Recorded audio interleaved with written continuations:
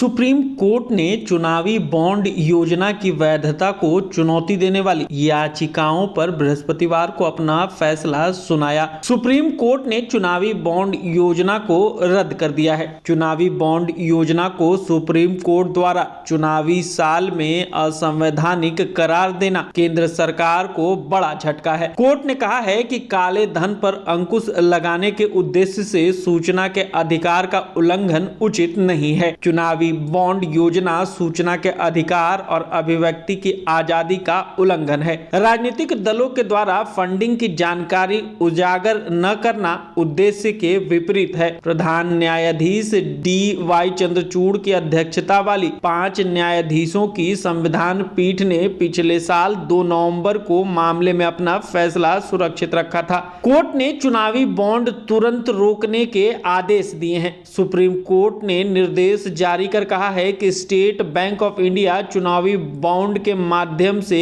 अब तक किए गए योगदान के सभी विवरण 6 मार्च तक चुनाव आयोग को दें। साथ ही कोर्ट ने चुनाव आयोग को निर्देश दिया है कि वह 13 मार्च तक अपनी वेबसाइट पर जानकारी साझा करें। फैसला सुनाने के दौरान सीजेआई डी.वाई. चंद्रचूड़ ने कहा कि हम सर्वसम्मति से निर्णय पर पहुंचे हैं। मेरे फैसले का समर्थन जस्टिस गवई, जस्टिस पारदीवाला और जस्टिस मनोज मिश्रा द्वारा किया गया है। इसमें 2 राय है, एक मेरी खुद की और दूसरी जस्टिस संजीव खन्ना की।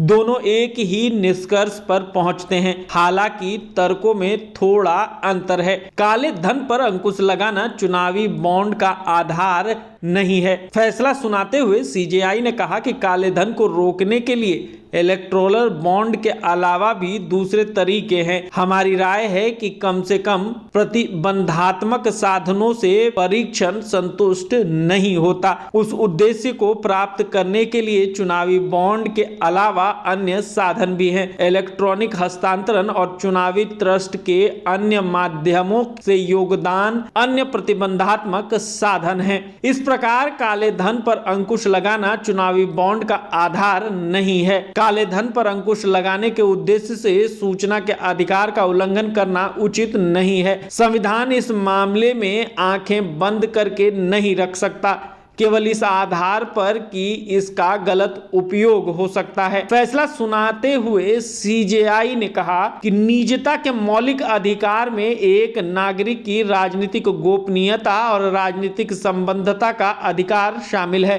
किसी नागरिक की राजनीतिक संबद्धता के बारे में जानकारी से किसी नागरिक पर अंकुश लगाया जा सकता है या उसे ट्रोल किया जा सकता है। इसका उपयोग मतदाता निगरानी के माध्यम से मतदाताओं को मताधिकार से वंचित करने के लिए किया जा सकता है। इतिहास से पहले चलता है कि वैचारिक झुकाव आदि से राजनीतिक संबद्धता का आकलन किया जा सकता है। राजनीतिक दलों को वित्तीय योगदान आमतौर पर पार्टी के समर्थन के लिए या बदले में दिया जाता है।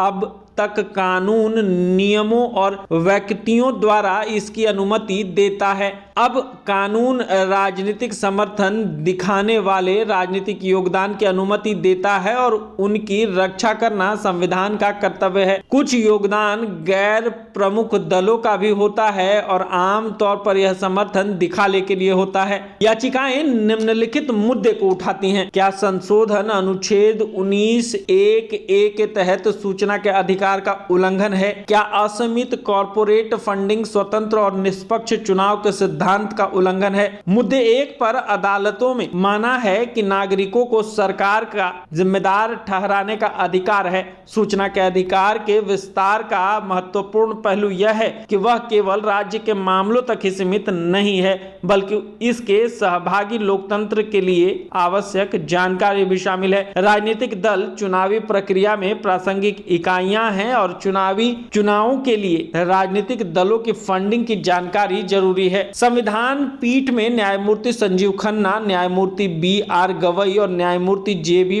पारदीवाला और न्यायमूर्ति मनोज मिश्रा भी पीठ में शामिल थे। पीठ ने पिछले साल 31 अक्टूबर को कांग्रेस नेता जया ठाकुर, मार्क्सवादी कम्युनिस्ट पार्टी और NGO association for democratic reform द्वारा दायर याचिकाओं सहित 4 याचिकाओं पर सुनवाई शुरू की थी।